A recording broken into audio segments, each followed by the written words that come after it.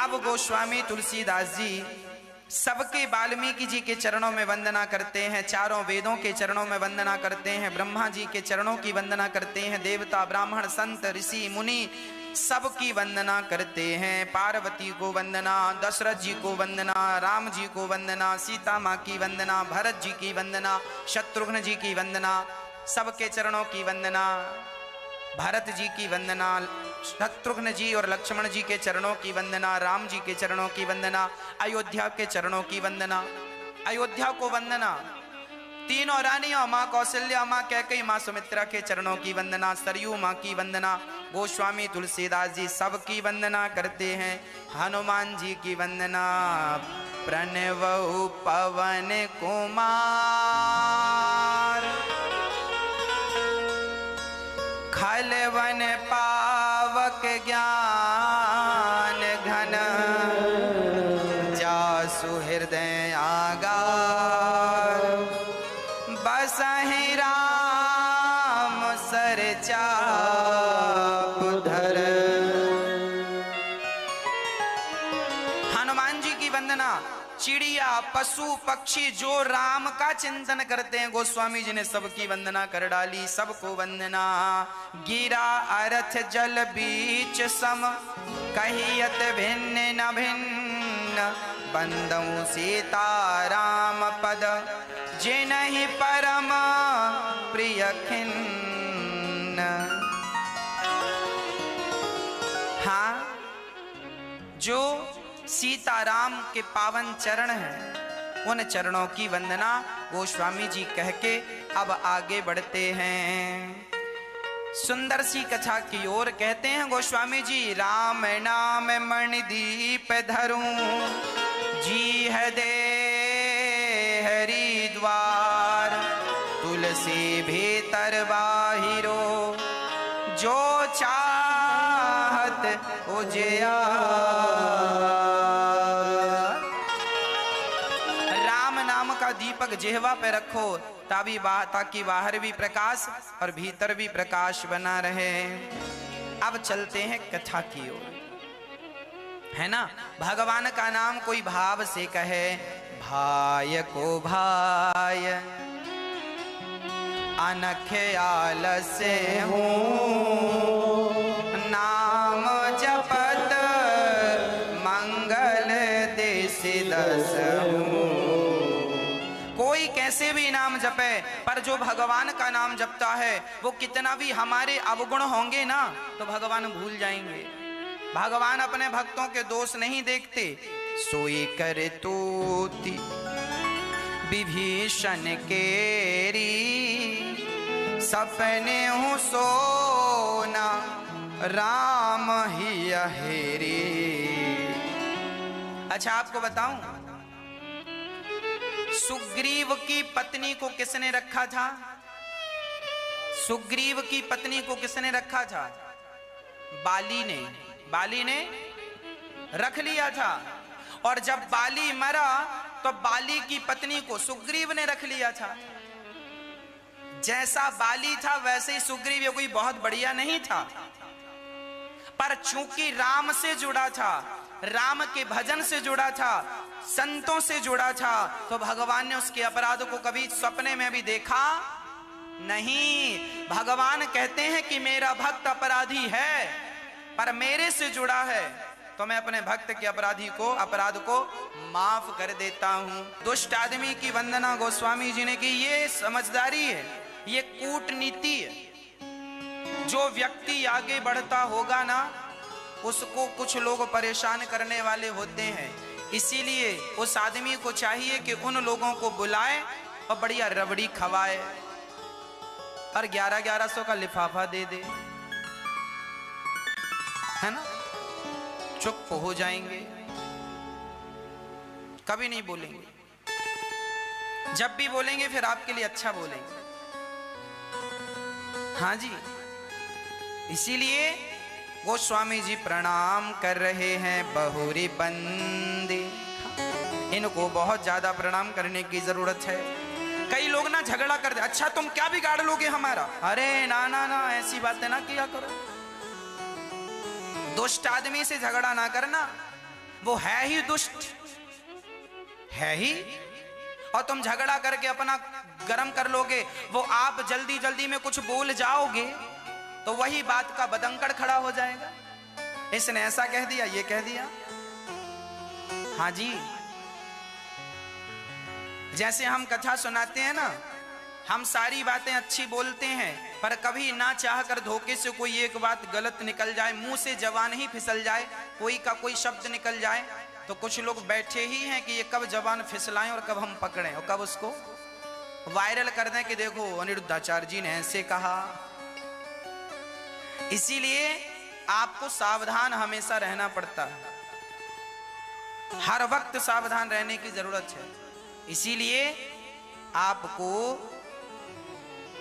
जड़ चेतन गुण दोषमय विश्व कीन करतार, संत हंस गुण गाहि पया परिहरिवारी विकार। सब में कोई ना कोई दोष है। यदि आप दोषों से बचना चाहते हैं तो एक काम करें, जो भी आप कमाएं, जो भी आपके पास है, आप सबसे पहले उस वस्तु को भगवान को समर्पित कर दें। आपने आज सोना खरीदा, आज आपने साड़ी खरीदी, आज आपने नया घर खरीदा, आज आपने जमीन जायदाद खरीदी, आज आपने जो भी काम किया, आपको सफलता मिली, वो सारी चीजें पहले भगवान को सौंपनी चाहिए। हे नाथ, ये घर की चाबी आपकी, आपका ये घर, ये प्लॉट आपका, ये आपका, ये सब आपका, मैं आपका दास हूं, आपकी संपत्ति में मैं किराए से रहूंगा, मेरा नहीं है। संपत्ति सब रघुपति के आहे, सारी संपत्ति रघुनाथ जी की, और मैं तो भगवान की संपत्ति में किराएदार हूं। मैं कौन हूं? मालिक को ना नुकसान होता है, किराएदार का कोई नुकसान नहीं। बताओ, घर में आग लग गई, बताओ किसका नुकसान हुआ? किराएदार तो बाहर खड़ा हो जाएगा। अब घर जले किसका? मालिक का। अब तुम जलो, हम तो कल दूसरा किराए से ले लेंगे, अब तुम मरो। उसी प्रकार भगवान की संपत्ति देखो, भगवान को दे दो और अपने राम किराए से रहने लग जाओ। हम तो राम जी के घर में किराए से रह रहे हैं, हम तो राम जी की रोटियां खा रहे हैं साहब, हम तो अपना कुछ नहीं कमाते, राम जी खिलाते हैं, हम खाते हैं। हलवा खवाएं सो हलवा, चना खवाएं सो चना, बासी रोटी खवाएं सो बासी रोटी, 56 भोग खवाएं सो 56 भोग। जैसे राम जी रखें, जैसे रखें राम जी रहना चाहिए, और सीताराम सीताराम कहना चाहिए। जैसे राम जी रखें, राम जी रह लो, और सीताराम सीताराम कह लो। राम जपो आराम मिलेगा, खाने को पकवान मिलेगा, सुबह नहीं तो शाम मिलेगा, मरने पर भगवान मिलेगा। बस राम जपो आराम मिलेगा। कोई काम ना बने तो राम नाम जपने लग जाओ। राम नाम जपो पर भाव कैसा रखो, सिय राम मैं सब जग जानी, कराहूं प्रणाम जोर जोग पानी।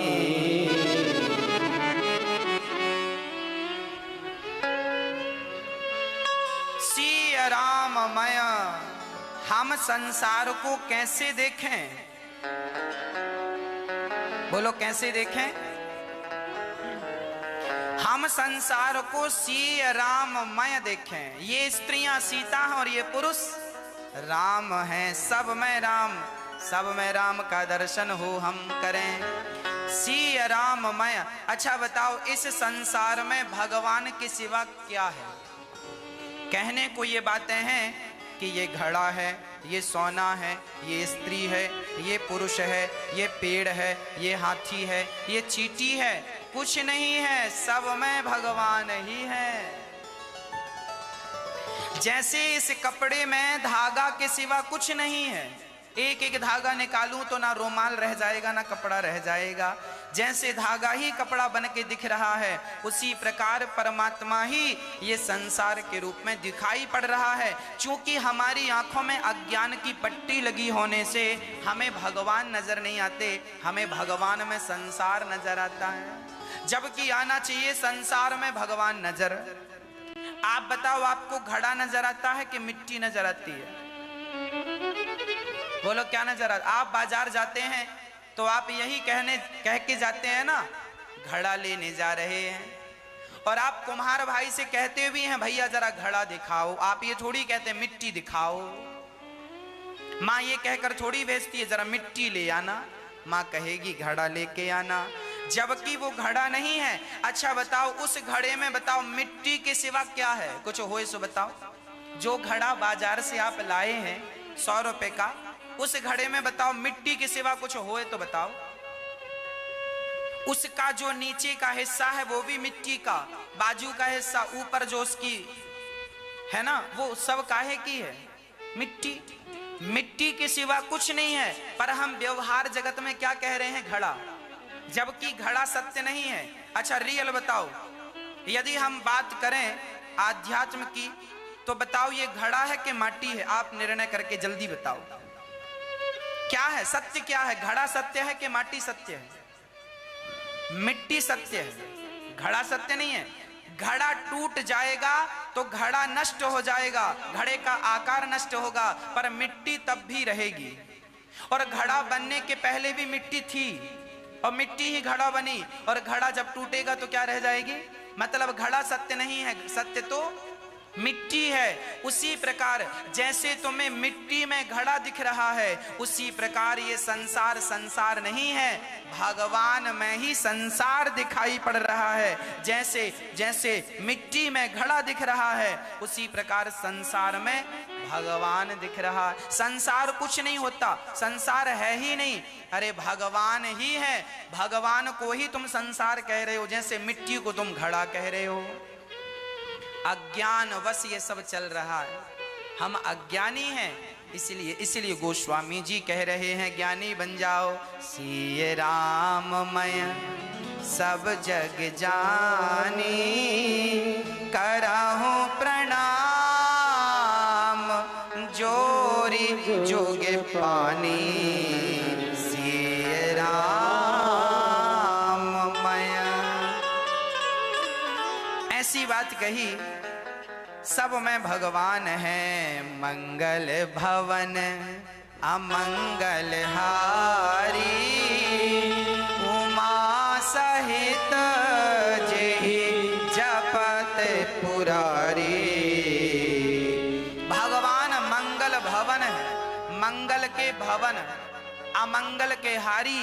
जो आदमी भगवान का नाम जपता है उसके जीवन में मंगल ही मंगल होता है, उसके जीवन में कभी अमंगल, किसके जीवन में अमंगल नहीं होता। हम लोग पूछते हैं सब कुशल मंगल तो है, तो आपकी हम लोग कुशल मंगल पूछते हैं, जबकि संत लोग कभी संतों से कुशल मंगल नहीं पूछते।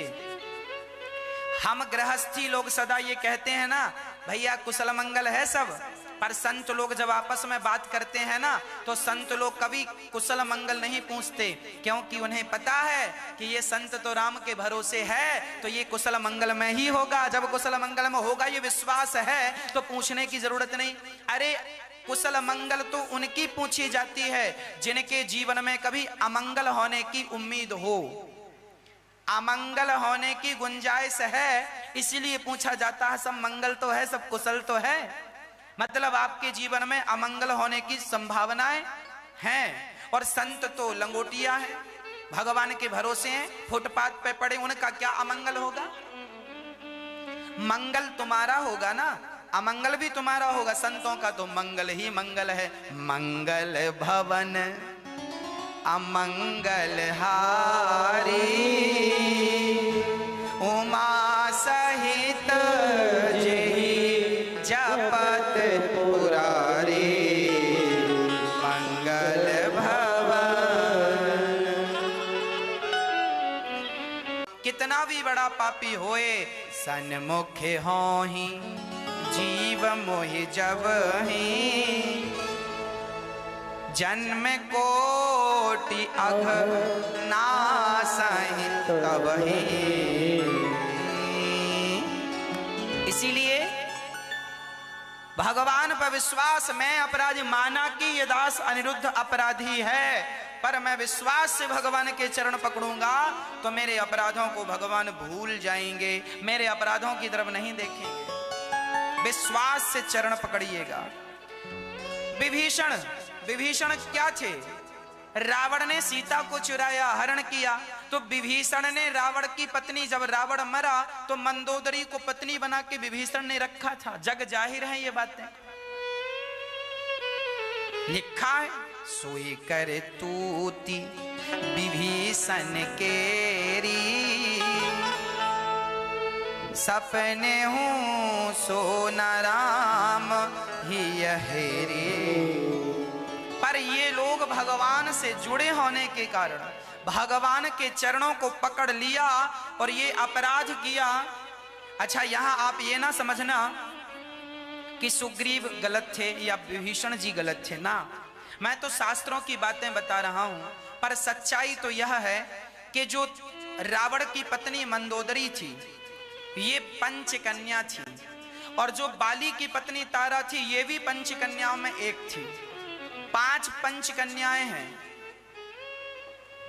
है ना, जिनमें द्रौपदी, कुंती, अहिल्या, तारा और मंदोदरी।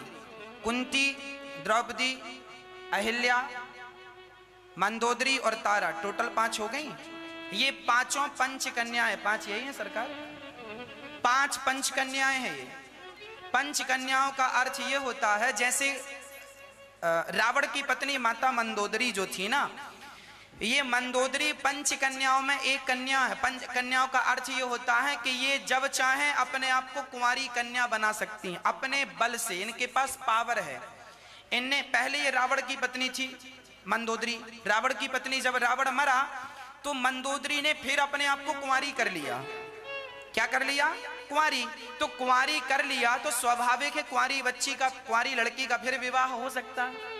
तो इस हिसाब से विभीषण ने विवाह कर लिया। अच्छा, तारा की सिंह भी यही सिद्धांत था कि वो तारा, वो भी पंचकन्याओं में एक थी। जब बाली मरा तो वो अपने आप को फिर कुंवारी उसने कर लिया, तो फिर वो सुग्रीव से विवाह कर सकती है। जैसे माता द्रौपदी जी जब अपने एक पति से दूसरे पति के पास जाती थी, 5 पति थे ना द्रौपदी के, 5 पांडव। हर पांडवों का एक समय निश्चित था कि दो गुरुजन बताते हैं, महीने का भी मुझे वो स्मरण नहीं कितने महीना, पर आप अंदाज मेरा सुनिए। 4 माना कि 4-4 महीने का हिसाब था। 4 महीना द्रौपदी इनके पास रहेगी, युधिष्ठिर के पास, 4 महीना अर्जुन के पास, 4 महीना युधिष्ठिर, 4 महीना नकुल सहदेव। तो जब द्रौपदी एक पति से दूसरे पति के पास जाती थी तो कुंवारी होके जाती थी। अब यदि आप अपने आप को कुंवारी कर सको, ये ताकत आपके अंदर है। लोग कहते हैं ना कि द्रौपदी ने तो 5 पति किए, तो वो तो पंचकन्याएं हैं, तुम ऐसी हो तो तुम भी कर लो। यदि तुम्हारे अंदर अपने आप को कुंवारी करने की शक्ति, ये सामान्य स्त्रियां नहीं हैं। जैसे अहिल्या भी पंचकन्या, जब चाहे अपने आप को कुंवारी कर सकती हैं। तो ये इनके पास प्राकृतिक, जैसे सप्तऋषि हैं ऐसे पंचकन्याएं हैं। ये सामान्य स्त्रियां नहीं हैं, ये बड़ी महान स्त्रियां हैं। इन स्त्रियों का चरित्र बड़ा अद्भुत है। इसीलिए शास्त्रों में यदि ये बातें कही जाएं तो आप केवल ये ना सोचें कि द्रौपदी ने तो 5-5, अरे कर्ण भी ये बात नहीं जानते थे। कर्ण भी कहते थे तेरे तो 5 पति हैं, तो 6वां मुझे बना लो। जब द्यूत क्रीड़ा हुई और द्रौपदी की साड़ी खींची तो कर्ण ने यही तो कहा, और दुर्योधन ने कहा द्रौपदी आजा मेरी जंघा पर बैठ जा। इन लोगों को पता नहीं था कि द्रौपदी कौन है। द्रौपदी का जन्म हमारे और आपकी तरह नहीं हुआ। द्रौपदी का जन्म अग्नि से हुआ था, यज्ञ से हुआ था।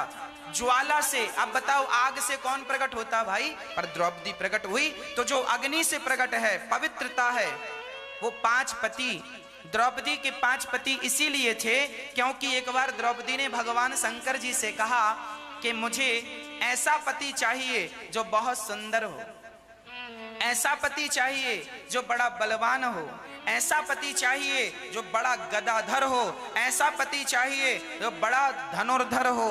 शंकर जी ने कहा सुनो, एक आदमी के अंदर तो ये सब नहीं हो सकता, तो तुम्हें 5-5 पति देते हैं, सब एक एक गुणों का धनी होगा। तो नकुल सहदेव सुंदर थे, भीम भैया बलवान थे, अर्जुन धनुर्धर थे और युधिष्ठिर जी भाला में, धर्म में प्रकांड थे। तो 5 पति। तो यहाँ पर गोस्वामी जी लिख रहे हैं कि भगवान अपने भक्त का कभी अवगुण नहीं देखते, कितना भी बड़ा अपराधी हो पर उसका अवगुण कभी नहीं देखते। तो तारा और माता रावण की पत्नी मंदोदरी के लिए आप ये ना सोचें कि उन्होंने अपने पति के मरने पर सुग्रीव और विभीषण से विवाह कर लिया, क्योंकि वो 5 कन्याएं थी। पर सिद्धांत जगत में तो कहा जा रहा है ना कि देखो अपराध तो देखो है, सुग्रीव का अपराध है, बाली का अपराध है, तारा और उनका अपराध नहीं है, स्त्रियों का, इनका अपराध है। पर फिर भी भगवान ने अपराध को सपने में नहीं देखा। ये भगवान की भगवत्ता है। भगवान बहुत प्यार, जैसे माँ का बेटा गलती कर देना और माँ बेटा गलती कर दे तो भी माँ उसकी गलती पर पर्दा डालती है, मेरा बेटा है साहब कुछ ना बोलना, अब मैं समझा दूंगी, अब गलती नहीं करेगा। जैसे माँ सदा अपने बच्चे का पक्ष लेती है, उसी तरह भगवान सदा अपने भक्त का पक्ष लेते हैं।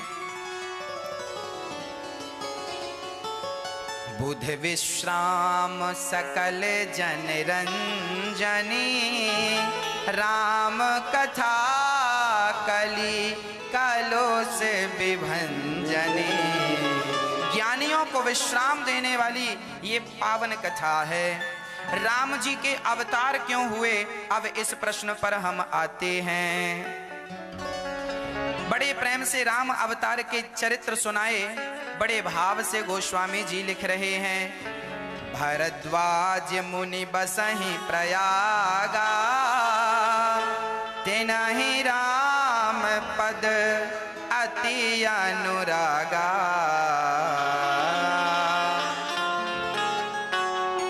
एक बार भरी मकर नहाए, सब मुनि आश्रम। एक बार सब मुनि से आश्रमण सिधाए, सारे ऋषि जन आश्रम में आए प्रयागराज। भरद्वाज मुनि बसहि प्रयागा। भरद्वाज जी प्रयागराज में रहते थे, वहां सभी संत जन आए। वहां पर याज्ञवल्क्य जी भी आए। ये याज्ञवल्क्य जी की बड़ी अद्भुत चर्चा है। ये याज्ञवल्क्य जी कौन है? साक्षात ब्रह्मा जी के अवतार हैं। एक बार ब्रह्मा जी कोई यज्ञ कर रहे थे, तो ब्रह्मा जी की पत्नी को आने में जरा देर हो गई और यज्ञ करने का मुहूर्त निकला जा रहा था। तब वहां पर एक गोप कन्या खड़ी थी। उस गोप कन्या को गाय के मुंह में डालकर उसकी योनि से उसे निकाल दिया। और वह कहते हैं ब्राह्मण का कुल और गौ माता का कुल एक होता। तो उस गोप ग्वाल कन्या को मुख से डालकर और तुरंत की तुरंत कन्या गौ माता की गर्भ से बाहर आई, तो वो ब्राह्मण बनके ब्रह्मा जी ने, देखो वो ब्रह्मा है, उस कन्या को अपने बगल में बिठा लिया ब्रह्मा जी ने। उसी कन्या को हम गायत्री माता कहते हैं। उसी कन्या को हम गायत्री को बिठा लिया अपनी पत्नी के रूप में, क्योंकि पत्नी को लेट हो रहा था और यज्ञ का मुहूर्त निकला जा रहा था। तो ब्रह्मा जी तो सर्व सामर्थ्य, उन्होंने बिठा लिया। जब उनकी पत्नी सावित्री आई, ब्रह्मा जी की पत्नी सरस्वती जी आई, उन्होंने कहा अच्छा मेरे साथ मेरे होते हुए आप दूसरी स्त्री के संग बैठे हैं, श्राप दे दिया। अच्छा देखो, पति को जाने पहचाने बिना श्राप दे दिया, श्राप दे दिया। जाओ आप संसार में सामान्य पुरुष बनकर जन्म लो और कामी बन जाओ, कामी हो जाओ, क्योंकि तुम स्त्रियों को बिठाल रहे हो। जबकि ब्रह्मा जी ने समझाया कि आपको आने में लेट था तो मैंने इसे बिठा लिया, और ब्रह्मा तो ब्रह्मा है।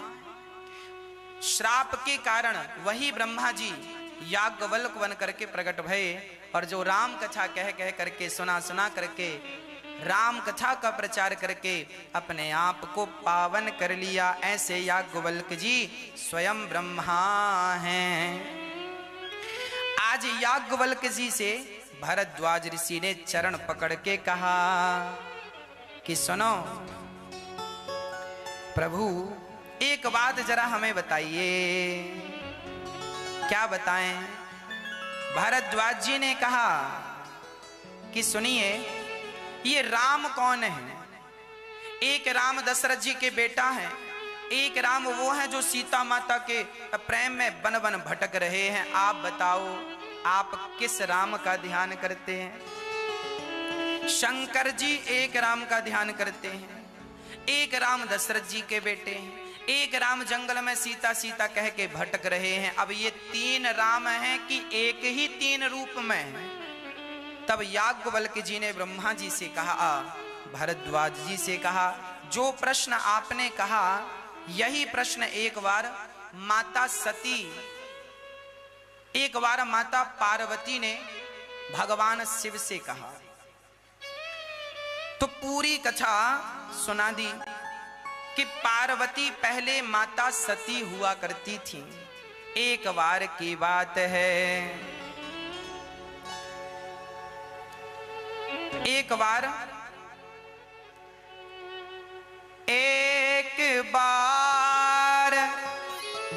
त्रेता युग माही शंभु गए कुंभज ऋषि पाई, संग सती जग जननी भवानी,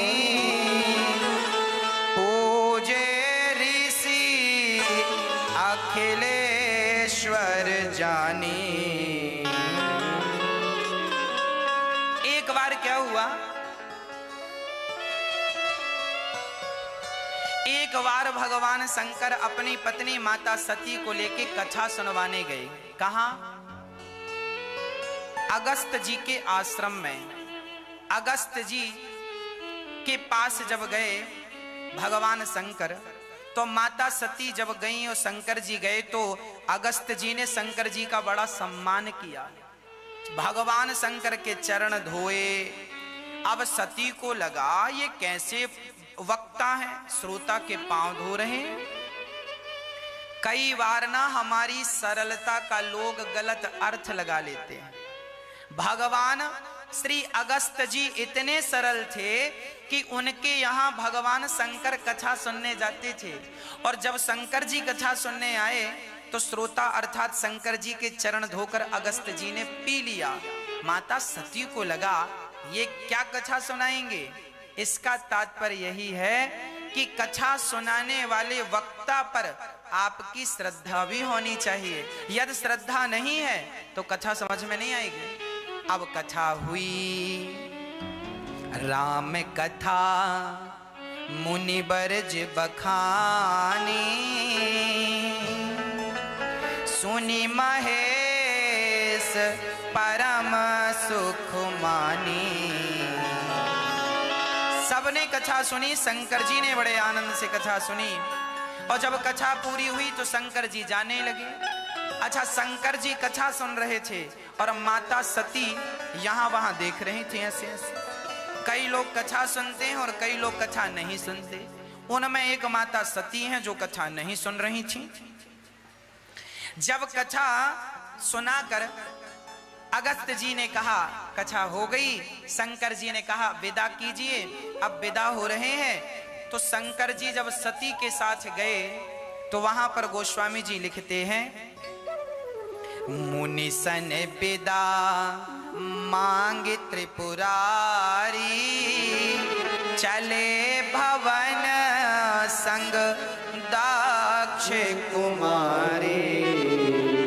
जब माता सती आई तो जगत जननी, क्या क्या संबोधन है, संग सती जग जननी भवानी।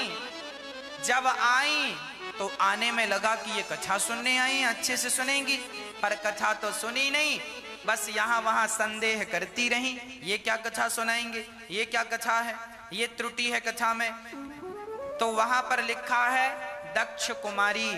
अब ये दक्ष कुमारी हो गई, क्योंकि दक्ष जैसे अहंकारी है, उनकी बेटी जैसा पिता वैसी बेटी, इनके अंदर श्रद्धा बिल्कुल नहीं है। अब क्या करें? अब शंकर जी बोले कोई बात नहीं, चलो हमारे संग। शंकर जी लेकर गए। अच्छा, उसी समय वो त्रेता युग चल रहा था। राम जी जंगल में सीता माता की खोज कर रहे थे। रावण सीता माता को चुरा चुका था।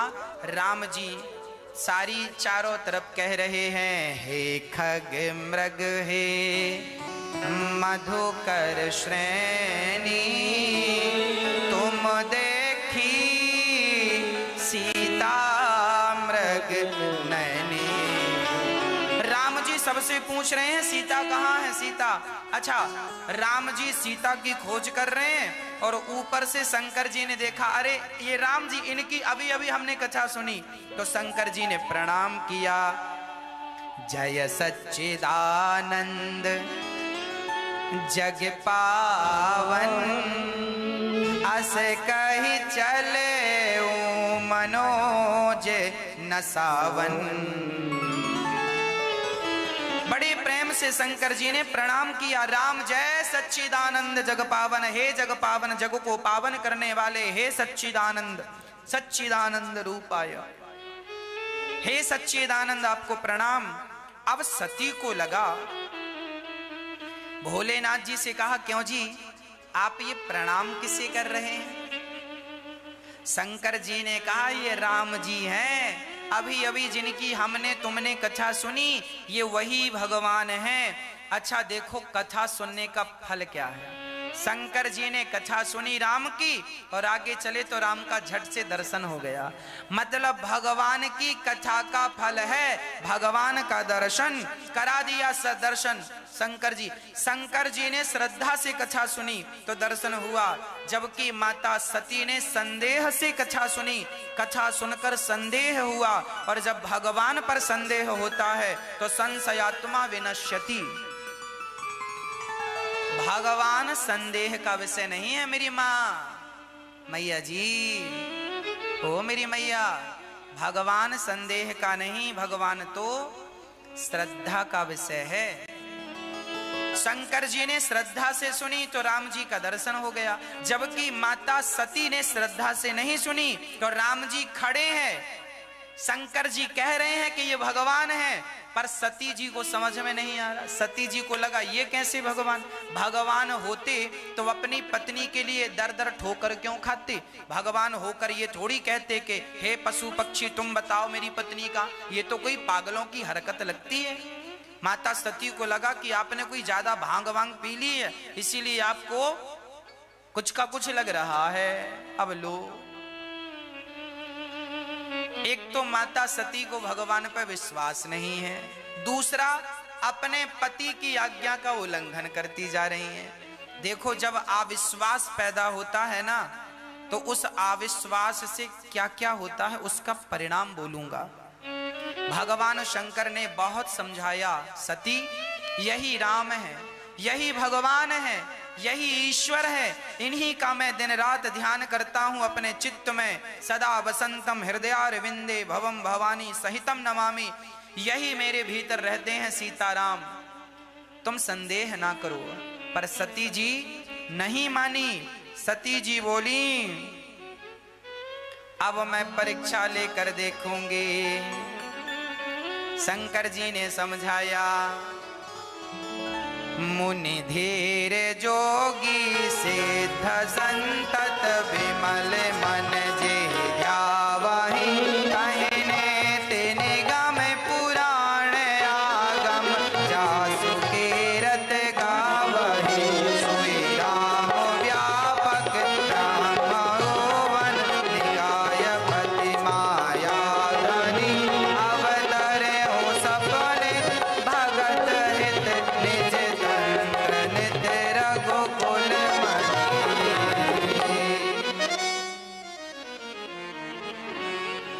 लागन और उपदेशो यद्यपि की कहूँ से बार बहु बोले बेहस महेशो हरि माया बलु जान जिया।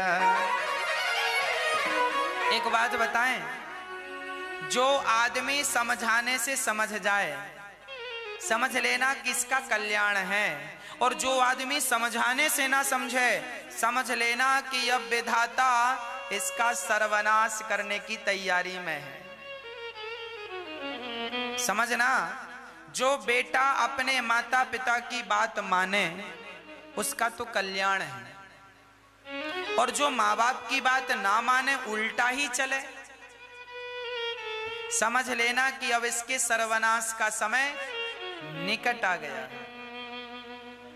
इसीलिए जो उचित बातें हैं, माता पिता का जो उचित ज्ञान है, उचित सलाह है, वो मानना चाहिए।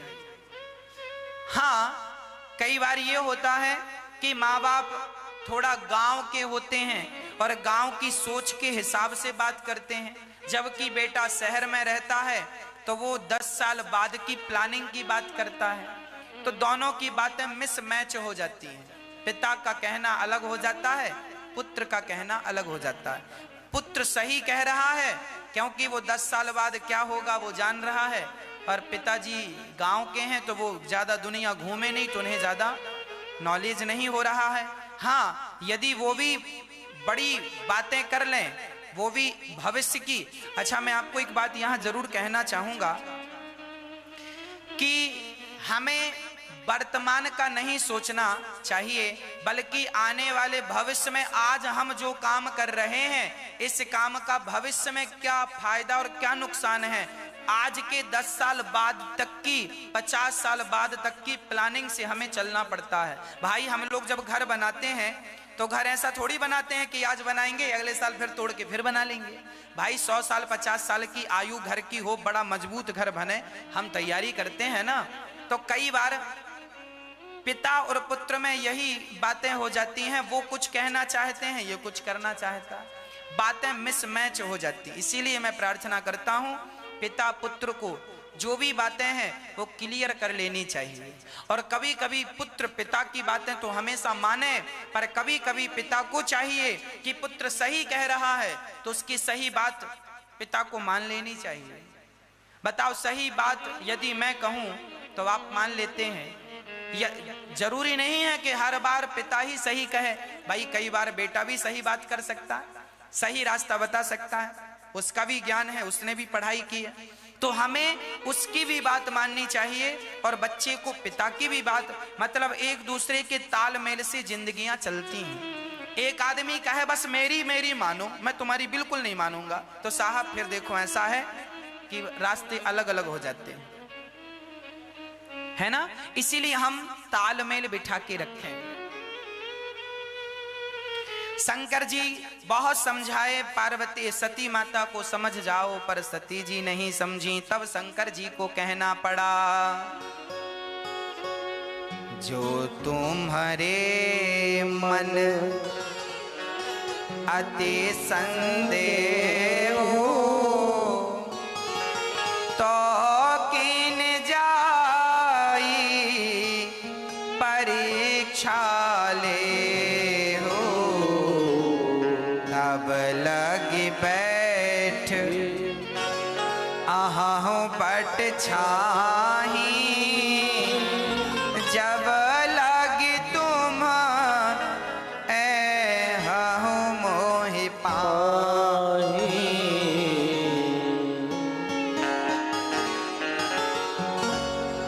हाँ, शंकर जी कह रहे हैं सती जी,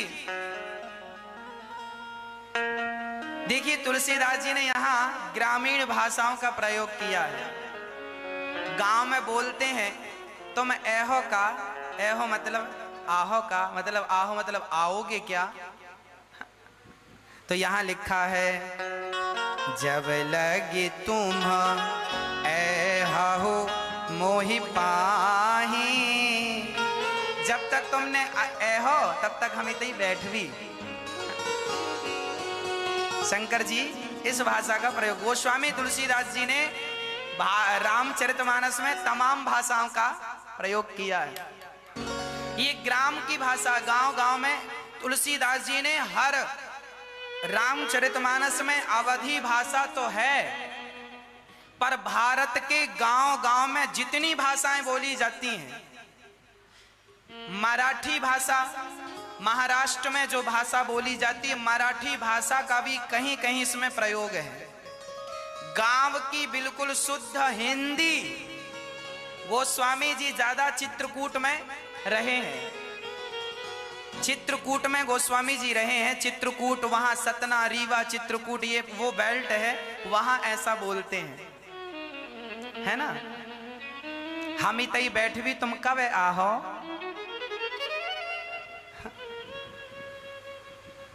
ऐसी भाषा, वहां गोस्वामी जी ये भाषा का प्रयोग कर रहे हैं। शंकर जी कह रहे हैं देवी हम यहां बैठे हैं छांव में, अब ये बताओ कि कब आओगी आप। सती बोली बस गई और अभी परीक्षा लेके आई।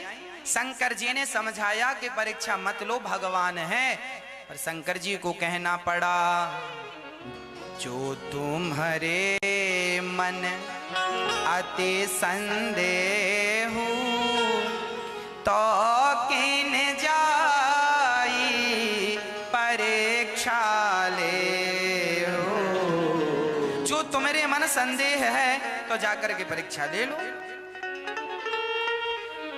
अब माता सती परीक्षा लेने गई, जरा सुनिएगा किसकी परीक्षा लेने गई। अभी तक तो सुना था कि मास्टर जी स्टूडेंट की परीक्षा लेते हैं, पर आज विद्यार्थी जा रहा है मास्टर जी की परीक्षा लेने। चली माता सती। अच्छा, जो संदेह करने वाले लोग होते हैं ना, तर्क करने वाले, इनको लगता है बस हम ही सही हैं, इन्हें अपना ही पक्ष सही लगता है, ये सामने वाले को बिल्कुल सही मानने को तैयार नहीं है, और इसी चक्कर में झगड़े होते हैं। जरूरी नहीं है कि हर बार हम ही सही हो, कई बार हम गलत भी होते हैं। माता सती गलत थी, गलत मतलब गलत निर्णय ले रही हैं परीक्षा लेने का। सती जी गलत निर्णय ले रही हैं, शंकर जी समझाए पर मानने को तैयार नहीं। इतना जिद्दीपना माता सती मानने को, शंकर जी मानाए नहीं मानी। अच्छा, शंकर जी ने पहले प्रयास किया, नहीं मानी तो जाओ परीक्षा लो। अब शंकर जी समझ गए कि सती का कल्याण नहीं है। हो है सोई जो राम रचि राखा, को कर तरक बढ़ावहि साखा। कितनी बढ़िया चौपाई गोस्वामी जी लिख रहे हैं। गोस्वामी जी कह रहे हैं अब वही होगा जो राम जी को मंजूर होगा। जब तुझसे ना सुलझे तेरे उलझे हुए धंधे, तो भगवान के इंसाफ पे छोड़ दे ए बंदे, वही तेरी मुश्किल आसान करेगा, और जो तू ना कर सका वो भगवान करेगा। इसीलिए आपसे जो होए सो आप करो। जब तुमसे ना संभला, तुमने समझाया, बहू को समझाया, बेटे को समझाया, सबको तुमने समझाया, नहीं समझा, अब सोचिए मत, रोइए मत, अब भगवान जो करेंगे वही होगा। तुम आनंद से भगवान का चिंतन करो। एक मैया मेरे से बोली, गुरुजी हमारी बहू सुनती नहीं है। हमने कहा बहू को समझाया नहीं आपने? महाराज जी 100 बार समझा लिया। अब हमने कहा मैया सुनो, तुमने 100 बार समझा लिया ना बहू को, नहीं सुधरी ना, नहीं रास्ते पर आई ना। हमने कहा अब मत समझाना, एक बार भी मत समझाना। अब उसे मत समझाओ, तुम समझ लो, उसे चूल्हे में जाने दो, जो करे करे, जब समय आएगा अपने आप समझ जाएगी। बिना समय के साहब कोई नहीं समझता, है ना। अभी हमसे कोई कहे कि साहब जरा स्वेटर पहन लो, जरा मोटा सा कोट पहन लो, तो साहब अभी आप हमसे 10 बार कहो कि आप कोट पहन लो मोटा सा, आप जरा कंबल ओढ़ लो, जरा रजाई ओढ़ लो, तो आपके कहने से आप 100 बार कहेंगे तो हम रजाई नहीं ओढ़ेंगे, पर जरा सर्दी आने दो। सर्दी आएगी तो अपने आप रजाई उड़वा देगी, सर्दी अपने आप रजाई उड़वा देगी कि नहीं, कंबल उड़वा देगी। हाँ जी, जरा समय का इंतजार किया करो। बहू अभी नहीं समझ रही है, उसका रक्त अभी गर्म है, हाँ उसका शरीर अभी समझने लायक नहीं है, जरा समय होने दो। कहते हैं कहावत, जस जस भीगे कामरी तस तस भारी होए। कंबल जितना गीला होता है उसका वजन उतना ही बढ़ता जाता है। जितनी आपकी एज होगी, जितना आपका उम्र होगी, उतना अनुभव आपका होगा। अनुभव जल्दी से नहीं आता। आपकी बहू अभी छोटी है, आप तो माँ हो, वो तो बेटी है। आपका अनुभव ज्यादा है, आपकी मैच्योरिटी ज्यादा है, समझदारी ज्यादा है। वो अभी जरा मैच्योर नहीं है, थोड़ा सा वक्त दो, सीख जाएगी, समझ जाएगी। और आप समझाओ ही मत ना, आप क्यों समझाने को लगी हो कि ऐसा कर ऐसा कर। अरे उसको समझ में आ जाएगा, आप क्यों समझा रही हैं? 10 बार समझा दिया ना, अब मत समझाइए। अब उसे समय समझाएगा, वक्त समझाएगा। अब उसे कौन समझाएगा? समय। जब समय की मार पड़ती है ना साहब, टेढ़े से टेढ़ा आदमी सीधा हो जाता है। जरा समय का बदलाव होने दीजिए। जो आदमी कह रहे हैं बड़ी गर्मी है, अच्छा समय बदलने दीजिए, फिर कहोगे बड़ी सर्दी है। समय का ही तो खेल है। तो समय है समय, इसीलिए परेशान होने की जरूरत नहीं है। जीवन को आनंद से जिया करो, भगवान पे विश्वास के साथ जीवन जिया करो। समझा लिया ना बेटे को? नहीं समझा, भगवान पे छोड़ दो। बहू को समझाया, नहीं समझी, भगवान पे छोड़ दो। हुई है सोई जो राम रचि राखा। अब जो भगवान चाहेंगे वही होगा। रावण को कितनों ने ना समझाया, पर किनके समझाने से समझा। माता सीता को कितना माता सती को कितना समझाया, कहां समझ में। जब समझ में जो भगवान समझाना चाहे ना, वो समझ में आ जाता है। और जब भगवान ही समझाना ना चाहे तो फिर कोई कितना भी समझाए। सोई जानय जेहि देहो जनाई, जानत तुम्हाही होई जाई। अब सती जी चली, सती जी सीता बन के गई। अब देखो सती जी राम जी की परीक्षा ले रही। कैसे?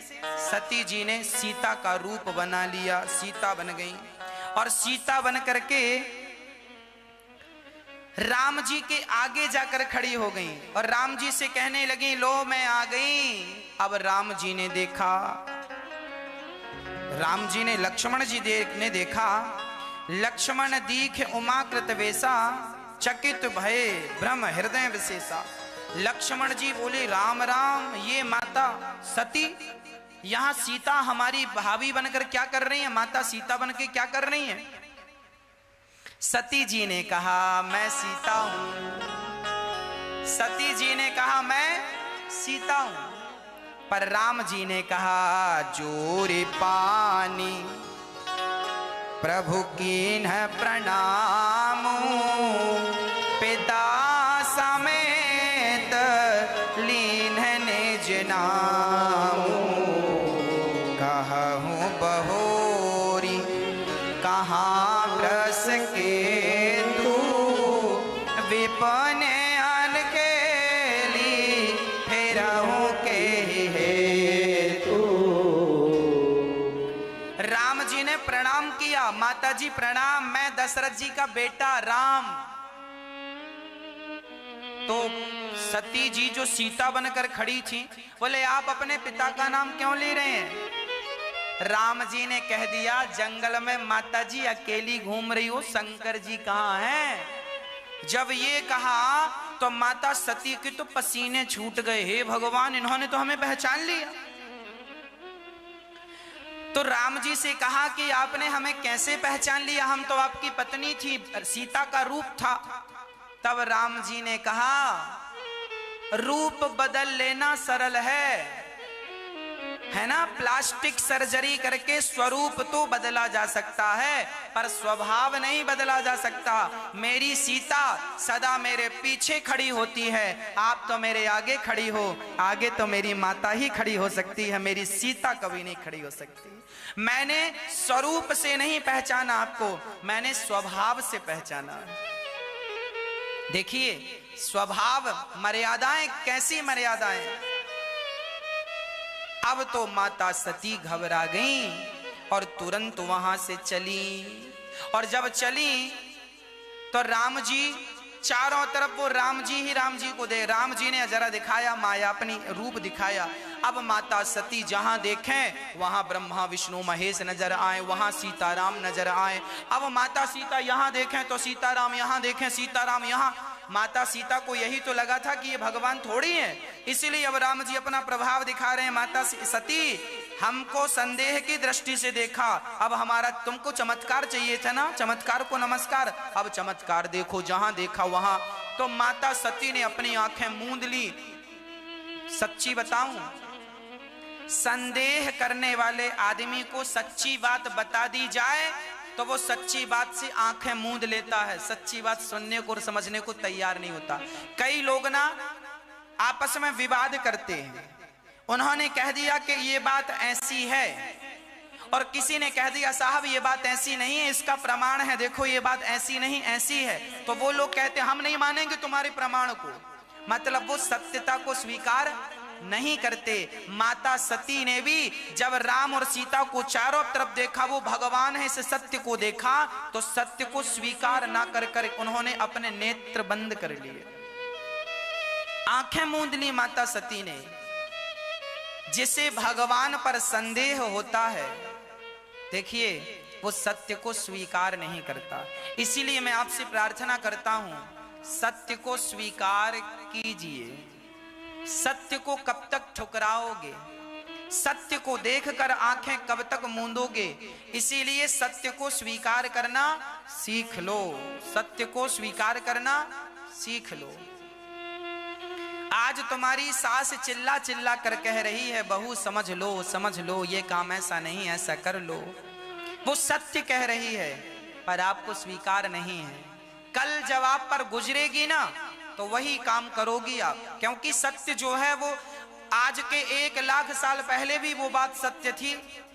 मैं जवान होऊंगा और जवानी से बुढ़ापा आएगा, ये बात सत्य है। अब कोई सत्यता को स्वीकार करे ना करे, मैं एक दिन धरती छोड़कर जाऊंगा, हम सब एक दिन मरेंगे, ये सत्य है, इसे कोई स्वीकार करे ना करे। इस सत्य को देखकर आपने आंख बंद कर ली तो इससे क्या होगा? आपकी आंख बंद करने से क्या सत्य को आप नकार देंगे? इसीलिए कहा करता हूं, सदा अपने भगवान को याद रखो और भगवान का चिंतन करते हुए सत्य के मार्ग पर चलो। तुम भी आज तुमने यदि किसी का दिल दुखाया है तो मत भूल जाना कि कल तुम्हारा भी कोई ना कोई दिल दुखाने वाला होगा। शेर को सवा शेर मिलता है। आज आप एक काम करो, किसी को गाली दे दो, 1 साल बाद, 2 साल बाद, 4 साल बाद आपने किसी को गाली दी है ना, तो या तो 4 दिन में गाली आपको कोई दे देगा, या तो 4 साल बाद आपको कोई गाली देगा जरूर। आपने किसी का दिल, आपने किसी के गाल में एक थप्पड़ मारा है साहब, आने वाले वक्त में आपको भी एक थप्पड़ गाल में जरूर पड़ेगा। कोई मारे वो राम जाने कौन मारेगा, पर मारेगा जरूर। इस सत्यता से तुम कब तक मुंह मोड़ोगे? आज तुम अपनी मां को घर से हाथ पकड़कर निकाल दोगे तो क्या इस सत्यता को तुम नकार दोगे कि कल तुम्हारी औलाद भी तो आएगी, कल तुम्हारी संतान भी आएगी, और जो तुमने किया है क्या उसका हिसाब? चलो तुम भूल जाओ, तुम्हारा बेटा भूल जाए, पड़ोसी भूल जाए, पर विधाता तो कुछ भी नहीं भूलता ना। मेरे मालिक की दुकान में सब लोगों का खाता है। इसीलिए कहा करता हूं कि कर्मों का हिसाब किताब जरा कठिन है ना।